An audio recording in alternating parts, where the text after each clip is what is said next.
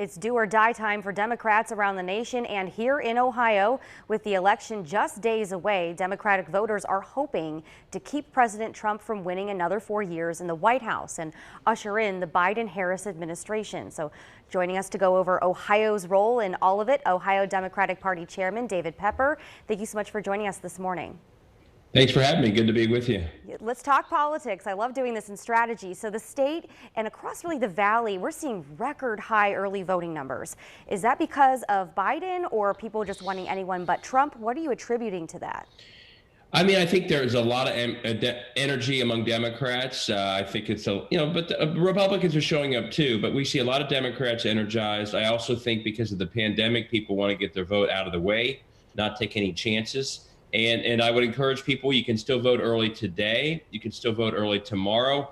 And maybe most importantly, if you have your absentee ballot still, take it to the drop box at the Board of Elections of your county. You can drop it off anytime until the end of the election on Tuesday. So don't sit on it. Don't mail at this point. It'll count if you mail it, but you just don't know if it'll get there in 10 days.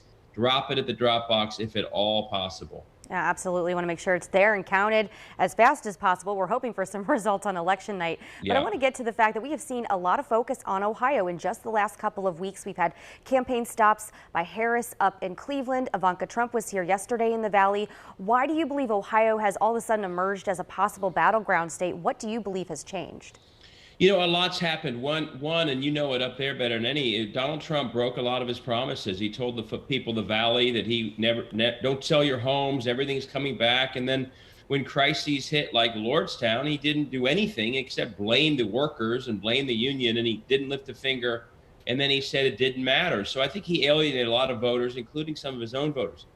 You also have this trend where in a lot of our suburbs of the state, places that used to vote for Republicans, particularly women, are saying no thank you, and now they're voting for Democrats. That's a big shift. And finally, as you're seeing with early vote, Democrats are fired up. You know, they don't like the Trump presidency. They want something new. They like Joe Biden. They like Kamala Harris. So if you see a shift in suburbs, if you see a shift of people who actually trusted that Trump would keep his word, and then you see excited Democrats together, that's going to put Ohio in play. It doesn't guarantee a victory. Everything's got to go just right, but it certainly puts Ohio in play. Yeah, the female vote, something I'm reporting on in this show. I looked at both sides, and it's definitely interesting what both groups are saying in terms of who they're supporting and why. But I want to ask you, what is Biden's path to 270? Let's say he doesn't win Ohio, because Real Clear Politics has him at a virtual tie with Trump right now in the state of Ohio. They have them both at 46.2 points over in PA.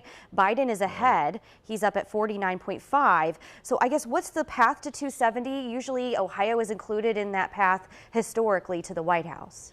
Yeah, I mean, one thing's changed in the last decade is that Virginia and Colorado are blue. And that means there actually are multiple paths to win if you're Joe Biden. There are not as many if you're Trump.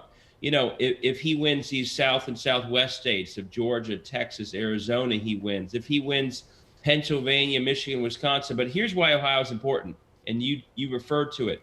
There is this talk by Trump of having this thing get delayed, going to the courts. That would be a nightmare, especially if it's him challenging valid votes. If Ohio is blue because our early votes come in and are announced first, we end the election. It's over. So everyone who wants this thing over, who doesn't want this to be dragged out in the courts, you turn Ohio blue, end of the ball game. All she wrote, because our early votes are announced first, and then we're done because we know if we're blue, it's done. So there are many ways to win the country, but there are only a few ways to end the drama and end any discussion that this is going to go to the courts, which no one should want. And the way you do that is you turn Ohio blue, and I think we could do that in 2 days. A new poll has Trump up in Iowa. A lot of people have questions about the polls. We'll find out here soon enough. One of the things I wanted to ask you about the oil and gas industry is the comment that Biden made in the last debate. He mentioned that he was not for the fracking and the oil and gas industry. Then he came back and pivoted and said, no, I'm still okay with it. I just want to transition. That topic was mentioned in Ivanka Trump's rally yesterday here in the Valley. They are really giving that a lot of play in the rallies yesterday across PA. Do you think that that is a concern for the Biden campaign in Pennsylvania? I mean, I think he made it clear he didn't mean what it sounded like, that he doesn't support subsidies. He's not against fracking, as everyone says. He understands that's an important part of the economy of especially Eastern and the Valley, Eastern Ohio and the Valley. I think the biggest concern by far is COVID. It's exploding right now in Ohio. We see records every single day, and Donald Trump is still running around having these rallies where we now know he is spreading it. So he has no plan whatsoever, and we are at the point where we have the highest new cases, the highest hospitalizations. I think they're trying to change the subject by taking that line out of context, by throwing in a lot of other things. But the truth is, most voters right now are voting about their own health, their own health care. They're scared of the COVID crisis because it's spreading, and Donald Trump has no plan. My guess is Ivanka Trump yesterday didn't lay out a plan for COVID because they don't have one. They're attacking Dr. Fauci, for goodness sakes. So I think that's the dominant issue. And if Biden goes on to win in a bigger way than people expect, I think it's because people are really worried. And the president isn't only not laying out a plan, every day is a reminder that he doesn't take it seriously. He still seems to suggest that it's not real. He has rallies where he's spreading it, and now we know that it's been spread to thousands of people through his rallies. We can't have another 4 years of this. We can't have another 4 weeks of this. It's getting worse by the day, and we have a president who clearly has no idea how to deal with it. And I do want to say I was there reporting a lot of masks were worn, but there wasn't as much social distancing. So for transparency purposes, I hear what you're saying. And I know that Biden was mentioning that on the campaign trail yesterday when he was out with former President Barack Obama in Michigan. So that's, what each campaign is focusing on. It is quite interesting as we lead up to the final days. But what about Congressman Tim Ryan's race here in the Valley? Are you at all concerned that he could lose to Christina Hagan, or are you more concerned about the potential for redistricting down the road? I mean, I think Tim's a great congressman and has done a great job for the Valley. Tim and you never take anything for granted. But when she doesn't even live in the district, when she's embracing sort of the far right stuff, when she's, not been a friend of labor, I just don't think she's a good fit for a district that she doesn't even live in. Tim Ryan is a wonderful champion to the folks in that district. He's done so much for the community. So I see him winning, but I also I've been very impressed.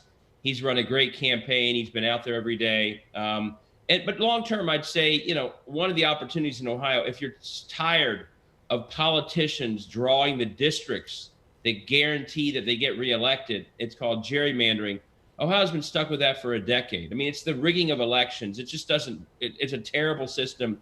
If you elect O'Donnell and Bruner to the Supreme Court, we have a chance of ending gerrymandering. If you elect Democrats to the state house and the state senate, we have a chance of ending gerrymandering. It's just a broken system when you have guaranteed outcomes because the politicians drew districts for themselves. They chose their voters as opposed to voters choosing the politicians. So we can end that broken system in 2 days by flipping the Ohio Supreme Court and electing more and more people, Democrats, to the state house and the state senate, people like Sean O'Brien. Okay, thank you so much, David Pepper, Ohio Democratic Party chairman. We will be watching this race closely, just like you, on election night. Thank you for your time this morning. Thank you. Take care. Good morning. All right, thank you.